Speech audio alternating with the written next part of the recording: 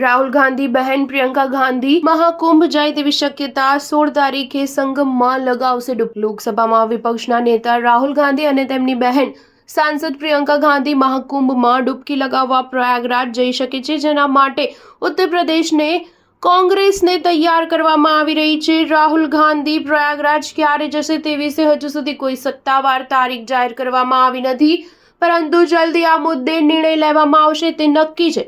સૂત્રો પાસેથી મળતી માહિતી મુજબ કોંગ્રેસ નેતા રાહુલ ગાંધી 16 ફેબ્રુઆરીના દિવસે પવિત્ર સ્નાન માટે મહાકુંભ જઈ શકે છે। પહેલા તેઓ 4 ફેબ્રુઆરીએ મહાકુંભ જવાના હતા, પરંતુ સંસદ સત્રના કારણે તેને મુલતવી રાખવામાં આવ્યું। જોવામાં આવે તો સંસદ સત્રનો પહેલો તબક્કો હવે સમાપ્ત થઈ ચૂક્યો છે। એવામાં થોડા સમયમાં રાહુલ ગાંધી પ્રયાગરાજ પહોંચી શકે છે। નોંધનીય છે કે 26 ફેબ્રુઆરીના દિવસે મહાકુંભ સમાપન થઈ જશે।